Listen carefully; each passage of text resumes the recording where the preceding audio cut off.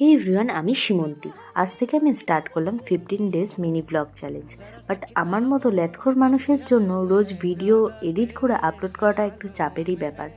But চলো start করেই দিলাম। তো আজকে হচ্ছে ডে 1। আমাদের তো 5th সেমিস্টারের এক্সাম শেষ হয়ে গেছে, বাট আজকে একটা প্রেজেন্টেশনের জন্য কলেজ যাচ্ছিলাম। তো কলেজে পৌঁছে তো ল্যাবে বসে একটু প্রিপারেশন নিচ্ছিলাম আর আমাদের নাম্বার আসার জন্য ওয়েট করছিলাম। প্রেজেন্টেশন দেওয়া হয়ে গেলে আমি আর প্রেয়সী বসে বসে পাঁপড় খাচ্ছিলাম, যেটা বাড়ি থেকে নিয়ে গেছিলাম।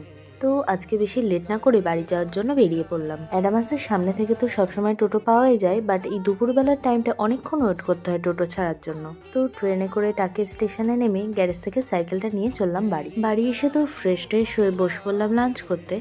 আর আজকে ছিল নিম বেগুন, শাক, এক রকমের বড়া, মাছে আর ভেটকি মাছের তরকারি। লাঞ্চ সেরে তো একটু রেস্ট নেওয়ার জন্য শুয়ে এমন একটা ঘুম দিলাম যে পুরো সন্ধে হয়ে গেল।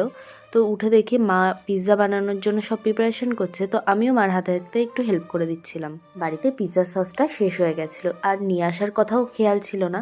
তো মা এখানে রসুন কুচি আর কিষান সস দিয়ে তাতে একটু চিনি দিয়ে নাড়াচাড়া করে বানিয়ে নিল পিৎজা সস। চিকেন পিৎজা বানাবো বলে কালকে তো আদা রসুন লঙ্কা পেস্ট করে চিকেনের গায়ে মাখিয়ে রেখে দিয়েছিলাম ফ্রিজে। আজকে বার করে রেখেছি সেই কতক্ষণ আগে, তার সত্ত্বেও এখনো বাটির শেপই হয়ে আছে। সে যাই হোক, এইদিকে চলে এলাম পিৎজার বেসটাকে রেডি করার জন্য। তো সস তো ভালোভাবে মাখিয়ে নিয়েছি ডোটার ওপরে, তারপরে দিয়ে দিচ্ছি ভরপুর চিজ, তারপরে দিয়ে দিলাম সমস্ত টপিংসগুলোকে, তার ওপর থেকে দিলাম আবার অনেকটা চিজ। তো ওটিজিতে 20 মিনিটস বেক করে নিয়ে রেডি হয়ে গেল আমাদের পিৎজা। তো আজকের মতো এই পর্যন্তই, বাই।